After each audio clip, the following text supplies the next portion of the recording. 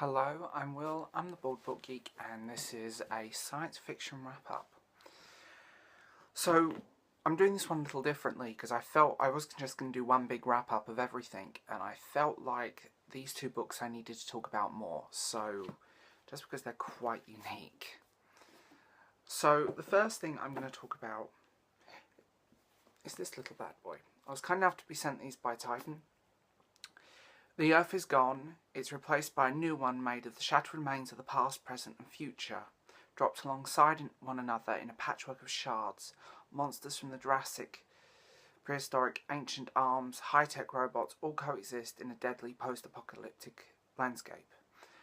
A desperate group of survivors set out to locate the source of the disaster. It's brilliant. The characters in this are... well, I'll start with the characters. The characters are very simple. You have a 21st century Californian, a young Celtic warrior from Roman Brittany, a policewoman from the 1980s, and a British soldier from World War II. And they go on this journey to find out what's happened. This is something I've read a lot of sci-fi, but I've never read science fiction like this. The characters, the way they're written is just so on point. I mean, I've never read anything. There's probably loads of sci-fi I could read and go, wow, wow, wow. And I mean, after reading the shitstorm that was Zenith, you know, that was just disastrous. It's a relief to read amazing science fiction that's well written. I would wholeheartedly recommend this, and I would give this a 4 out of 5. I love the way the story flows. The writing is good as well, which surprised me, because I'm very love-hate relationship with science fiction writing.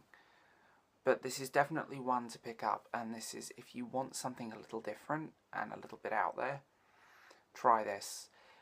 I'm not going to do any spoilers for these books, so I'll leave it at that. The second final one I want to talk about is Embers of War. This is a space opera. This is very different science fiction to this. This is a space opera. Basically, it's basically a war story set alongside the planets. I'm going to put the synopses there, so if you want to pause and read it, you can. It's a war story at its core, and it just deals with, it's a beautifully constructed notion of war and battle and conflict that you don't tend to see. Despite its setting being very science fiction, space opera, it's very, very, very well written. And that shows. Despite those settings, it feels very real. This could be happening in any war zone almost. The characters feel very believable and very strong. So I would give this one a 3.5 out of 5. And it loses half a point for me, for a very simple reason. There's some pacing problems here and there, but then again, space operas tend to suffer from pacing issues, especially towards the middle of the book. But I would, again, both of these I would wholeheartedly recommend. So that's 2 books in this science fiction wrap-up, and they are so good.